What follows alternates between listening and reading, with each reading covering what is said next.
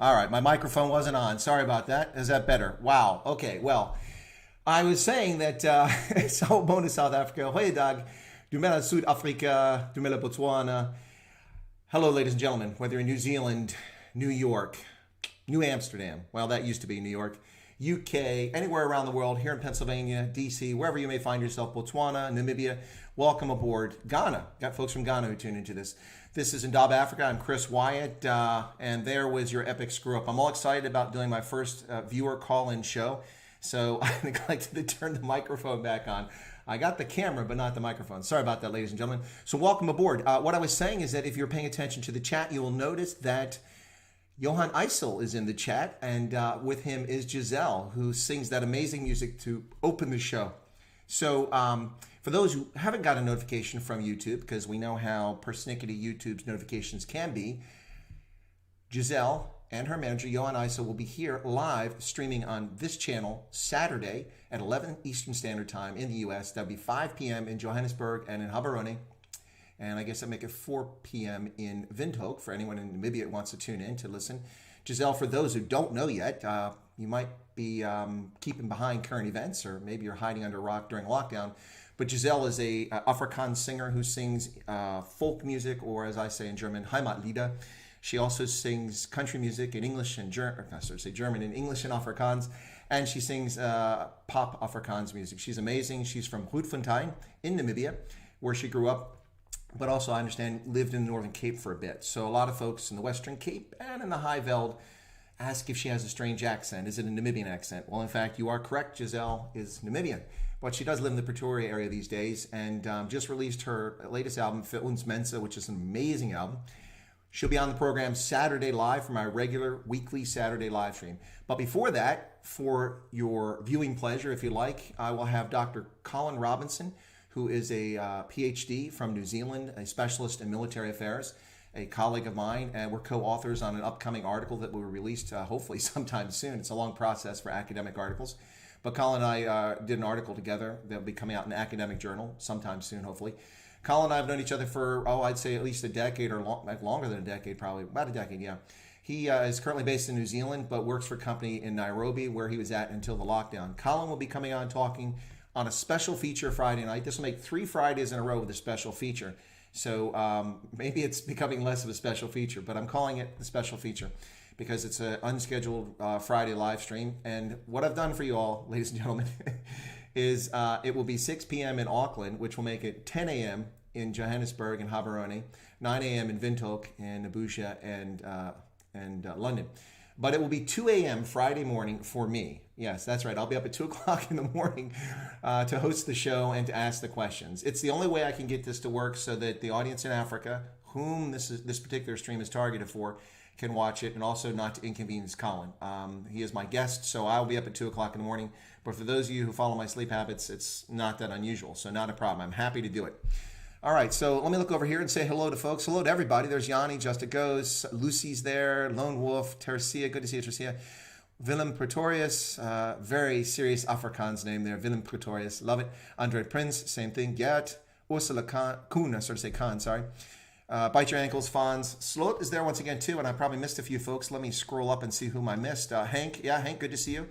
ZA Irish Patriot 98, like that one. Dietrich, good to see you. Yora, hey, good to be there. Yeah, Yora's the last one while I had the sound off. Rookie mistake there. All right, ladies and gentlemen, welcome in. Just a Ghost, there you are. Sonia, I missed you at the beginning here. You are very welcome for Giselle's music. Don't thank me. Thank Giselle and Johan Eisel. They're the ones that graciously provided. I'm unofficially trying to become, I guess, the Giselle channel. Maybe that's what we're up to. But anyway, I hope you enjoy the music. As I do with Giselle, I promote businesses in South Africa to help folks out in the midst of this lockdown, which, by the way, ladies and gentlemen, court decision today, level 3, level 4 declared unconstitutional by the court. Hoorah! Well, what does it mean in effect? Well, right now, not a whole lot. Of course, the government will appeal this because they're just a bunch of lunatics who want to be totalitarian rulers over the serfs and the peasants around them. But we'll see what happens. Needless to say, the actions the government has taken during level 3 and level 4 were unwarranted in most part. And now they've been declared unconstitutional by the court, which is reviewing the South African Constitution. What a refreshing change of pace. Here in the United States, at times we have a difficult time getting our circuit judges to read the Constitution and apply the law based on what the Constitution says. They simply fabricate legislation from the bench. It's nice to see the South African court abide by the Constitution. That's a good sign for South Africa. And one of the reasons 2 years ago that I went on the Great Decisions Brief, that I gave a presentation on South Africa here at the U.S. Army War College in Carlisle, Pennsylvania, where the presentation was a Great Decisions speech lecture series, and my topic was South Africa's fragile democracy. Now, 2 years ago, the ANC hadn't quite shown its backside nearly as much as it has for the past 2 years. And what I said then is that one of the strengths of South Africa is its institutions. And the courts have shown some backbone here recently with court decisions. We'll see what the government's action is. But hooray for South Africans suffering under penal measures, those who've been arrested for the heinous crime of sitting on a beach or exercising or surfing 2 minutes outside the narrow 3-hour window. Congratulations, South Africans. Ladies and gentlemen, 75 viewers, thank you so much for tuning in. I'm humbled.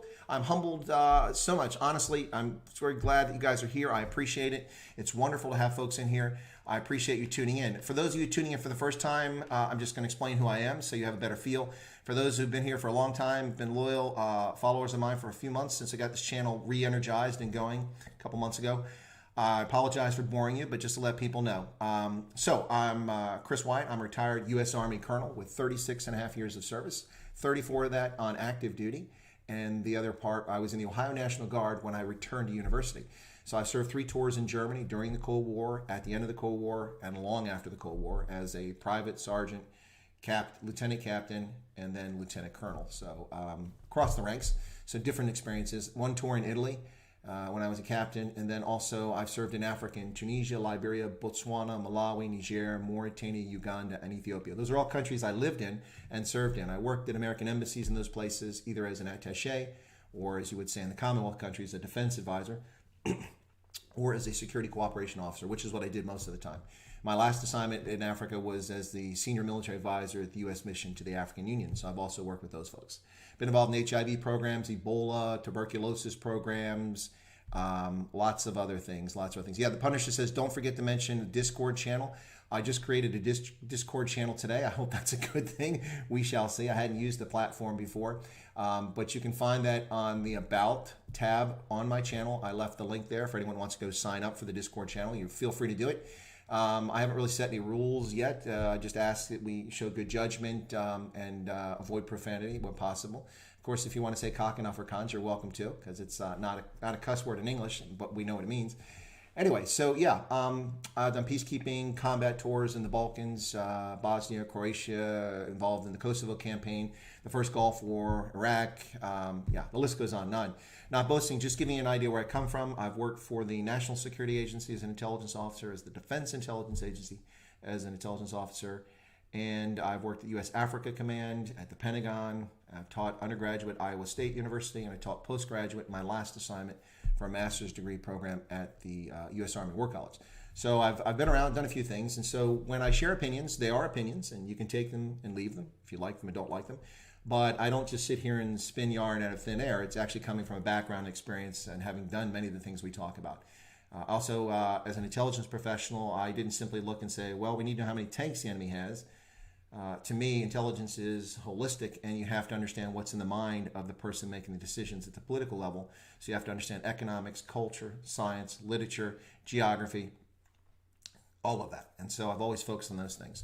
Africa is not my only experience, of course. You see that I spent a lot of time in Europe and also Southwest Asia as well. Anyway, but I'm a historian by trade and a political scientist, and so there you have it.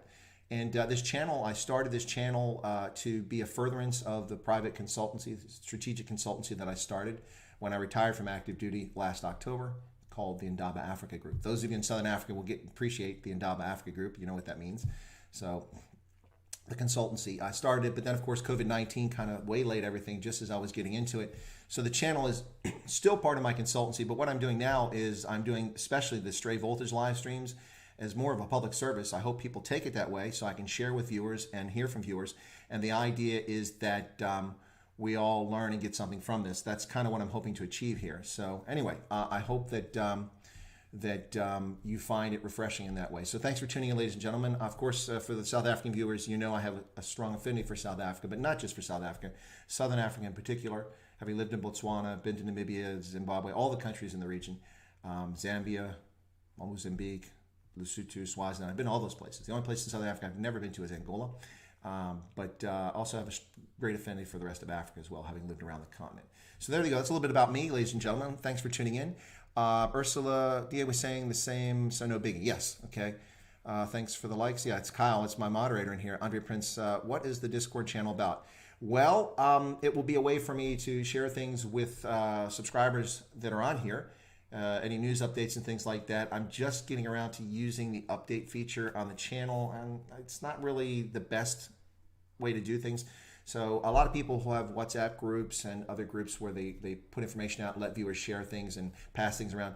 You know, in the 21st century, and I don't like the phrase citizen journalism, but there really is an element of citizen journalism, particularly when something's breaking and somebody's on the ground and they capture video of it, or they're aware of something that happens, a court case is decided, somebody's at the courthouse, they send out a tweet or they send out something on a group. It's kind of what the group's for. So if you know about something, share it. I ask that people just be well-behaved adults, and it should be fine. I'll eventually establish some rules, and hopefully I won't do that too late. And I'll also create some moderators in there. But that's kind of what the intent of it is. Let's see. Stefan Lang says, where in Germany were you stationed? Folks are from Stuttgart. Oh, well, I actually was stationed in Stuttgart, Stefan. My first tour was in Bad Kreuznach, Germany, in Rheinland-Pfalz, as a private and then a sergeant before I left there. After that was during the Cold War. After that, I served in Gelnhausen in Hesse, and then Hanau.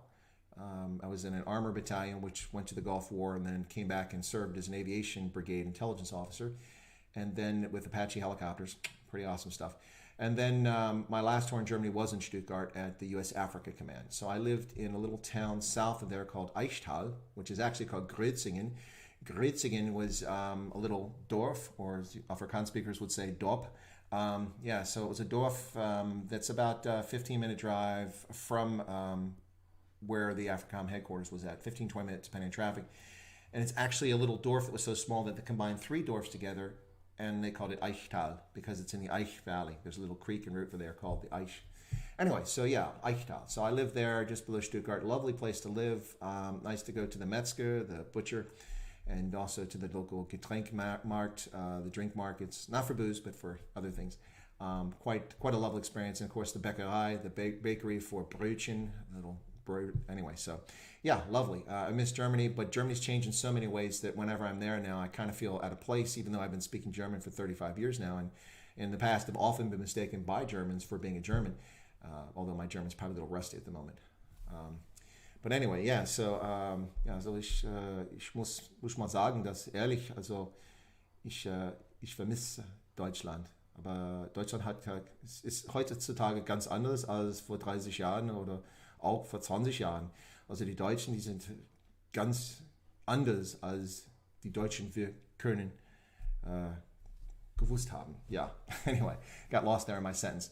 America's burning now, HBM Air says. No, some cities in America are burning, and the terrorists have been identified by President Trump with executive order.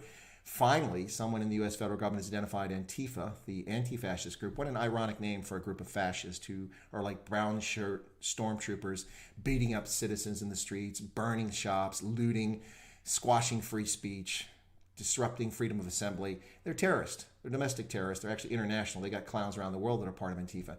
It's ironic that they call themselves the anti-fascists because they are fascist. And now Donald Trump finally, after the cowardice of Barack Obama and not declaring them a terrorist organization, they've been declared one. And that means the gloves come off, ladies and gentlemen. The federal government now can get involved in many things that it couldn't previously do because it was left to state and local jurisdictions. Yeah, some places in the states are burning, but the country is not burning. HBM Air, not even close. Let's see. So the link, yeah, I'll have to pull the link up. Let me slide over and get it from my channel here while I'm chatting to you guys. This is a multifaceted operation for me to pull this off. By the way, for those who've been long-term subscribers to my stream, you may know already, but for those who are new here, I've had problems with my stream in which it would just cut off right in the middle of something special going on. And that almost ruined the wonderful launch of the space shuttle. I'm still got that locked in my head, of the NASA SpaceX Falcon 9 rocket carrying the Crew Dragon capsule into space with astronauts Bob Behnken and Doug Hurley. I got that down pretty good, huh? To the International Space Station. That was broken. I started that stream. We had a brilliant stream with lots of folks, great comments coming in. And what happened was I got cut off. Well, I think we fixed it. I've switched to my PC, my powerful PC with my 26-inch screen. The laptop that gives me troubles off to the side now. That's where I'm going to get the link from. And anyway, so yeah, it should not be... so it's on the community for folks if you're curious, the link. Okay, so I'm going to go ahead and paste it anyway just so people have it. But you can find it in community. So somebody's found it because it's got 5 likes. So I'm going to go back to the chat and paste it in there. Stefan Lang says, wow, great German accent. Yeah. No, it's funny, Stefan, because I was at Hohenfels, and Hohenfels is a training area for the U.S. military in Bavaria. And I love Bavaria. It's an amazing place. Lots of accents and dialects in Bavaria, as there are all over Germany. But I went to the German canteen, which is a little, restaurant for lunchtime and breakfast for workers and such. And it was in the evening. So there was hardly anybody there. And I was on break and in civilian clothes rather than uniform. So I went there and I ordered some goulash soup or something like that. And the guy at the counter and I were talking, so he said, "Are you from Frankfurt or Mainz?" I said, "What do you mean?" He said, "No, you sound like you're from Frankfurt, from up in that area." I said, "No, I'm an American." He goes, "No, you're not. You're not an American." I said, "Yeah, I'm an American." He said, "Seriously?" And so I pulled out my military ID card and I showed it to him. He goes, "What?" And I kind of took it as an insult because who wants to be from Frankfurt unless you actually are from Frankfurt? No insult intended for Frankfurters, but not the hot dogs, but the people from Frankfurt. I found it I was like, oh, I'm not from Frankfurt. I'd rather be from like Munich or Garmisch or Stuttgart or somewhere like that.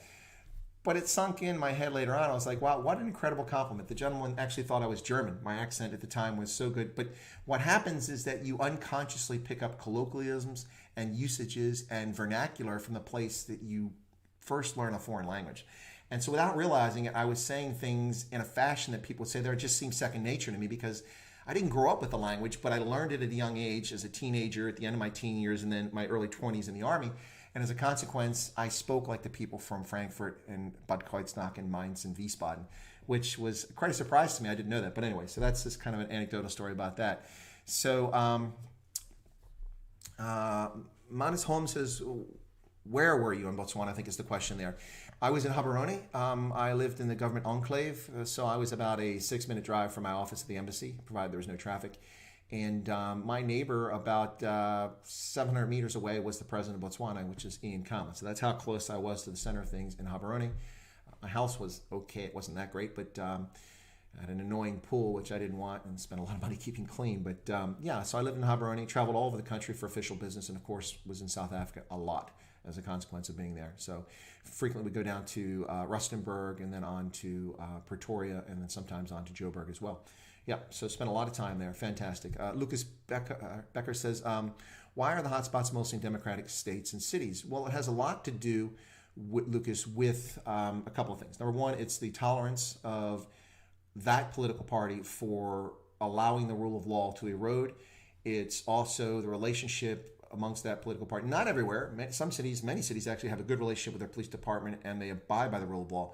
But the overarching philosophy of the Democratic Party has been a shift to the left and this progressive view over the past decade, and it's got worse and worse. It started before Obama, really got serious under Obama, and it's just continued while Orange Man Bad has been president. So anything that Trump says is obviously evil, so it has to be opposite of that. So what happens is that, for instance, in Philadelphia, we have a prosecutor in Philadelphia 2 hours east of here, one of the largest cities in Pennsylvania. I think it is the largest city.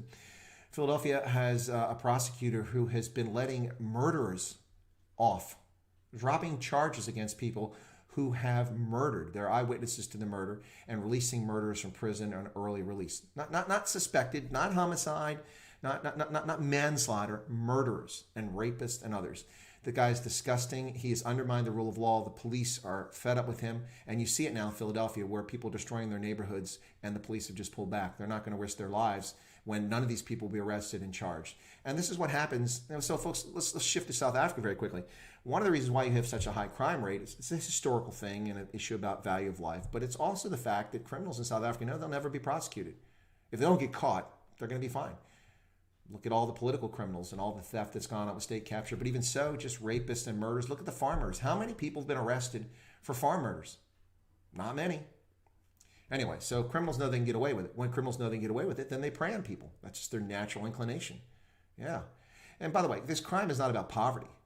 You don't see starving people breaking stores and stealing shoes and stealing stereos. No, those aren't starving people. Those are thugs. Those are thugs taking advantage of a situation. So I'm falling behind on the chat. Let me get back here. All right. So 83 people. Yeah, Just a Ghost. 87 on the stream now. Thank you, ladies and gentlemen, so much. I'm humbled. By the way, for those who tuned in late, we opened the program with Giselle with an awesome song from her music video. And we'll close it with that again at the end for those who want to hang around and catch that again. It should be interesting. So, well, it is. What am I saying? It should be interesting. It is interesting. It's amazing. So I hope you guys enjoyed that. I appreciate it. So let me catch up on the chat, and then a few more minutes, we'll go ahead and try for the call-in. Is Ben here from yesterday? Can I get Ben from yesterday?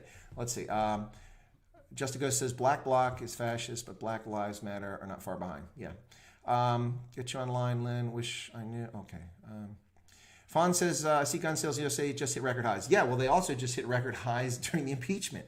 And they hit record highs when Virginia started violating the U.S. Constitution and passing state laws that are contrary to our Constitution, which will be challenged in court. It's just a matter of time. Anyway, so yeah, gun sales keep skyrocketing across the country with good reason. If the police aren't going to defend you, then what's your recourse? We've seen videos of people who are innocent civilians being chased. By the way, most of the assaults that I'm seeing on video are white people beating up other white people. There are some black people beating up white people and beating other blacks, but most of the video footage I've seen is white people assaulting violently with the intent to do serious, grievous harm, and some people have been harmed. We've had a black law enforcement officer murdered in California by these idiots. We've had others injured. We've had innocent civilians who've lost all their teeth knocked out of their face while kicked lying on the ground unconscious. It's disgusting.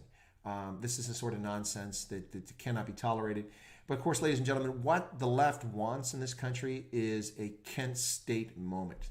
They want someone in uniform to start shooting indiscriminately at protesters who aren't even protesters. Most likely they're looters. That's what they want. The fact that the police and National Guards in the few states where they've been called out have been this restrained thus far is remarkable. And it says it's a great credit to law enforcement that they've been this restrained. Now, at the same time, I take issue with the Minneapolis Police Department abandoning their police station, Los Angeles leaving 35 cruisers, something like that, in the street, burned and looted. There's millions of dollars that's not there. Someone's going to have to pay for it, and it just sets a bad example. But I wasn't there, so I can't judge them, but it's not a good sign. But yeah, so it's just insane, and it needs to stop. It has nothing to do with the death of George Floyd. It's interesting because I heard on Ronaldo Ho's channel earlier, someone, I was driving, I had it on, I was listening, and someone said, well, Ronaldo, you think that looting is wrong? Why don't you condemn what happened to George Floyd? Well, why is it binary, ladies and gentlemen? It's not binary. You can condemn what happened to George Floyd, and you can also call for law and order. The two are not mutually exclusive. You can be for the rule of law and supporting law enforcement and not be a racist. You can be for the rule of law and still take issue with police treatment of those in their custody. They're not mutually exclusive. But in this world, people love to, especially on social media and in large public gatherings, live in a binary world. Yes, no, 0, 1, 0, 1. No, we're not computers, ladies and gentlemen. That's all the stuff behind the scenes that's happening right now, so we can have the stream as computers, zeros and ones. But that's not the real world. That's the artificial world. The real world, things are gray. And you can be on both sides of an issue legitimately, morally, and legally. But for some reason, in this day and age, that seems to be something that people just do not get. So anyway, all right, let's get back to the chat here and see what I missed. Looters are criminals, end of story. Yeah, exactly right.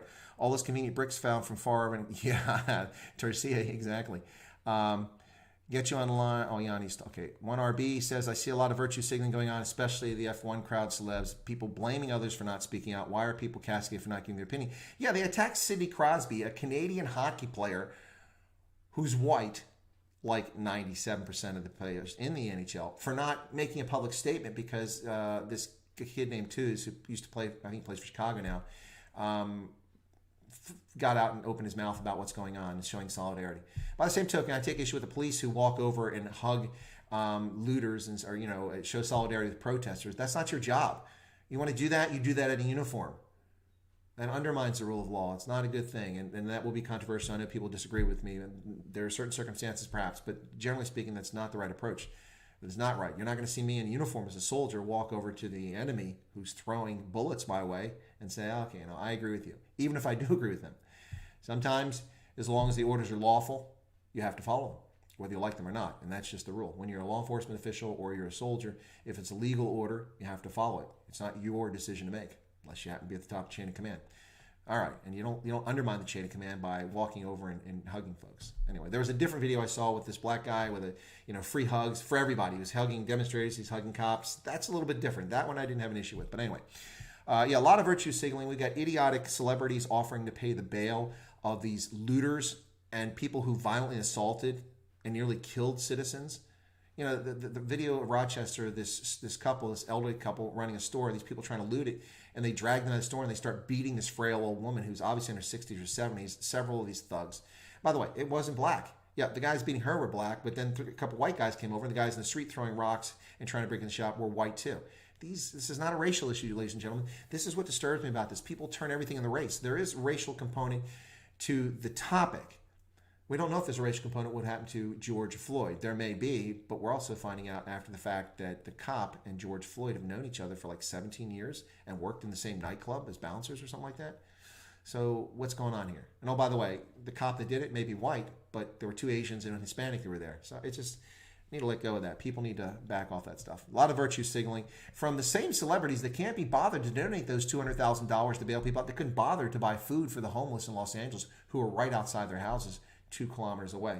Yeah, a bunch of hypocrites. Don't even listen to those clowns. Yanni, oh, you're talking to somebody else. Laurence Fentham, careful, China might be involved. Yeah, could be. What do you think unemployment leads to? No, Wesley, is that to me or is that to the audience? I don't think unemployment leads to this. Unemployment leads to people pent up frustration and anger and lots of energy that should be spent doing their normal daily business.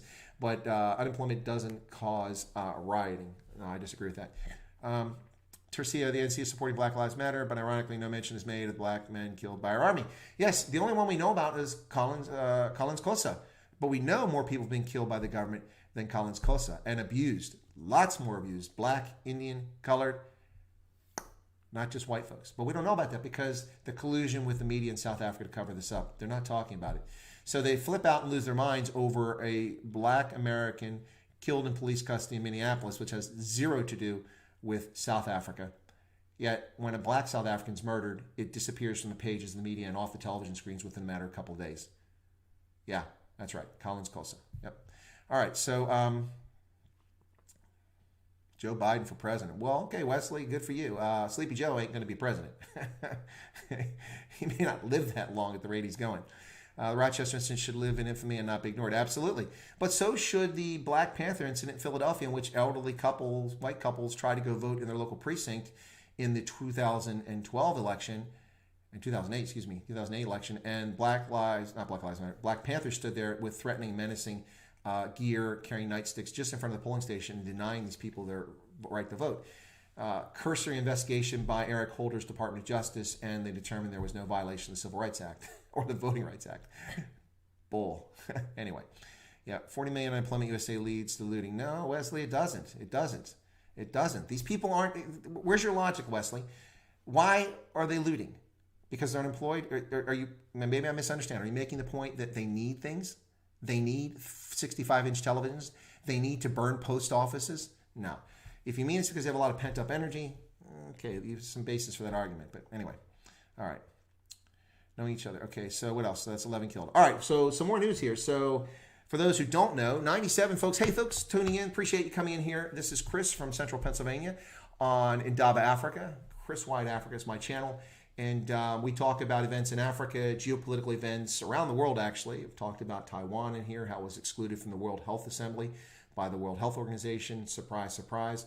It wasn't even an invited guest through a virtual conference. They didn't even meet in person this year, but they couldn't be bothered because their overlords and masters in Beijing with the Chinese Communist Party clearly don't want Dr. Tedros to allow Taiwan to participate in the event, even though at the time, Taiwan had just 443 cases of COVID-19, even though it's 160 kilometers from mainland China.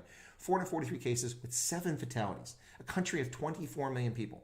So I talk about events like that, talk about geopolitics, but especially focus a lot on Africa. And a large number of my subscribers are from South Africa, so we talk a lot about South Africa on this channel. So President Trump has declared Antifa a terrorist organization, and with that comes a whole lot of trouble for Antifa.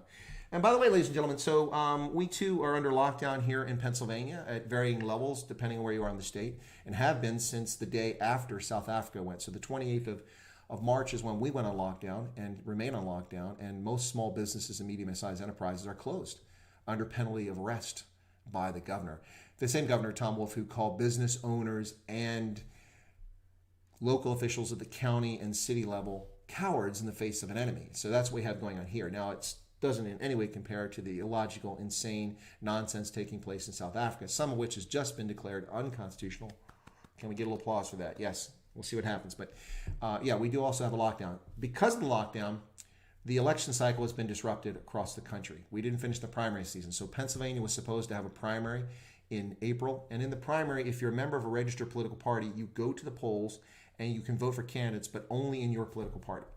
Now, for you folks, just to let you know, I have not voted in a primary since 1988.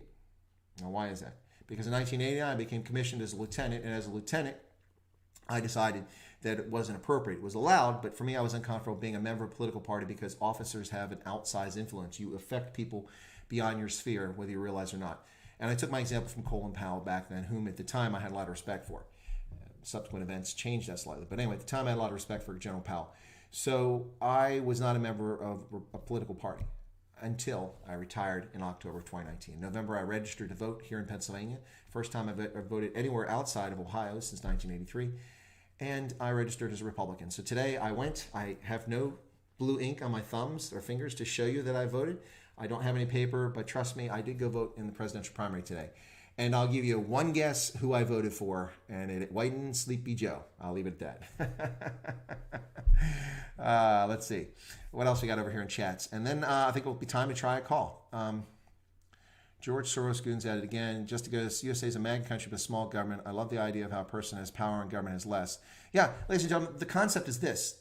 When we were running around in caves and batting each other over the head and grabbing the opposite sex to mate with and stealing from other clans and forming our own little clans, that wasn't working at some point. And when agriculture especially came along about 5,000 years ago, it really had to change.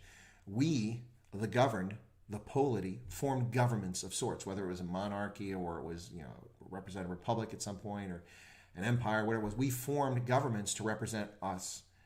In the 21st century, many of those governments are representative democracies. The people in government seem to forget that they work for us, the governed. They govern with our consent, and that gets lost on people. And that's the same in South Africa. And the court has sent down a message today telling the ANC that you rule with the consent of the people and you violated the Constitution. So you too shall be held to the standard. We'll see what comes out of it, but that's the start of it. Let me answer a few more questions. And okay, so if Ben is there, I don't see Ben there, Ben Duplessis. If Ben is there, Ben, you've got my thing and I've got my Skype open. You can try calling in and see if I can get you in here. And we'll see if it'll work. If not, I'll wait a couple minutes and then I'll invite others in. Okay, so get you online, Lynn. Chris, did you have anything to do with the Rhodesian Bush War? No, I'm not that old. Okay, wow, my Pete Retief appearance is making me look older than my age now. Normally I look younger, and that's a true statement if you see photographs of me. No, I wasn't. I was just a kid in high school during that time frame, junior high and then high school. So I had nothing to do with the Rhodesian Bush War. I'm very familiar with it, but I had nothing to do with it. Terrence Lowry says, hi, Colonel Chris. Hope you're well. Well, I am well. I voted today. I exercised my franchise, my right to vote, something I've been eligible to do since 1983, and without fail, every single election since then I have voted. All of those elections, except for 83, 87, 88, have been absentee because I was military and located outside my home jurisdiction. So I will vote for the first time since 1988 in person. I did today, and then the general election this fall. Let's see what else we got here. Andre Fanta Boy. Huh? Why are the GOP still doing primaries? No one will challenge Trump for the ticket. Well, because we're not a totalitarian state. People get a choice. I could have voted for Weld today. I didn't. The former Massachusetts governor. I think he's a clown. I thought he was a clown when he was governor of Massachusetts. But anyway, because it's a formality. It has to be done. And I took great pleasure. Turnout was low because this state has allowed mail-in balloting. The world's greatest fraud is coming, ladies and gentlemen. They've allowed mail-in balloting. So turnout was a little bit lower than normal. But I happily went. In the machine where we use paper ballots here. And then the paper ballots are counted by a machine. So they have a paper trail if the count is questioned. or if it's wrong. So the machine, I put my ballot in around noontime, had 165. My vote was 165 on that machine. There were several machines there, so probably at least 1,000 people had voted, which is pretty good early in the day. A lot of people vote after work, and there's a number of people who are still working here because a lot of state and county jobs are around here. Okay, so Andre Prince, no disrespect, Matt. Sorry. No, I didn't take any disrespect. No disrespect, Matt. I hope nobody took offense to something I said. No, nobody's disrespecting me. I haven't taken any disrespect. All right, so let's see. It looks like Ben's not here. What I'm going to do is this, and let me get somebody say that's willing to call in on Skype. If you're willing to call in Skype, identify yourself in the chat. I'll watch that. Once I see that, then I'll send my Skype name so you can call in. I don't want everybody trying to call at once and bang up my stuff. Fawn says, do you think that this is the far left trying to overthrow the government? Yeah, it is part of it. I mean, there's legitimate. I mean, what happened to Floyd is horrific, never should happen, and should be condemned roundly. The police officer's been arrested and charged with murder, not with manslaughter, but with murder. It's more difficult to prove. And there's conflicting autopsy evidence from the coroner and then the outside independent who came to a different conclusion. The coroner said it wasn't a result of what the police officer did and gave reasons for it. And the outside autopsy said that it did have something to do with what the officer did. I can't imagine it didn't. But whatever the case is, officer is in prison and is in remand without bail while he is a pending trial. And people demonstrated, and that's fine. We have a right to assembly. But the funny thing is that just a few weeks ago, when people opposed to the lockdown, which is capricious and unwarranted and is destroying our economy and causing us to lose 40 million jobs and collapsing things, when they demonstrated and assembled and wore masks and maintained their social distance, they were called racist, and they were called lunatics, and they were called people who threatened this government. They're called gun-toting, even though most of them didn't have guns. Some did in some of the localities because they're allowed to carry weapons. They were just attacked by the mainstream media left and right and by government officials. But now we have rioters and looters running rampant in cities, and they are destroying things, and the police are pulling back. The National Guard is not doing anything. And there's no discussion of COVID-19. That's why I did a video yesterday and said, where is COVID-19? Wanted, missing, where is COVID-19? It's completely disappeared from the news dialogue. We will know in 2 weeks how serious this social distancing is. I saw a photograph in Berlin of people supposedly demonstrating, hanging out on a lake on the Wannsee in Berlin, and there's thousands of them on rafts, sitting around, floating right next to each other, supposedly protesting in favor or against what happened to George Floyd. That's nonsense. We've been prisoners in our homes, not allowed to do anything or go anywhere for months, and watch lives crumble around us and businesses fail while people are locked down. And the government chastises those who follow the rules, locks up a woman in Dallas, Texas, who followed the rules for distancing, kept her customers outside the salon at 6 feet distance, used a temperature gauge before people came in, used cleaning utensils, followed every possible rule that the Centers for Disease Control provided and the National Institutes for Health, and arrested her because some arrogant, asinine judge in Dallas, who's since been relieved, by the way, from his position by the Judicial Review folks, sentenced her to 7 days in jail because she refused to apologize when he called her selfish. And she explained that she was simply trying to feed her children. They had no resources. And the people that worked for her was more important. The people who worked for her were eating a meal every 2 or 3 days so their children could eat because they were contract employees and got no money from the government bailout and could make no money because the government forced them not to work. So he sentenced her to 7 days in jail after the city of Dallas released 3,000 or something like that criminals, convicted criminals, released them to protect them from COVID-19. They arrest a law-abiding woman business owner. This nonsense is out of control. But now people are running rampant. There's no discussion of COVID-19, no social distancing, not even being arrested for committing crimes. It's lunacy, ladies and gentlemen, absolute lunacy.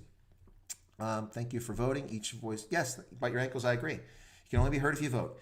Pete Button says, when I was in the Army in South Africa, we were told that we do not get involved in politics and act neutral until told before me. Yeah, well, that's what we tell our soldiers too, Pete. But we are actually allowed to do things politically if you want within constraints.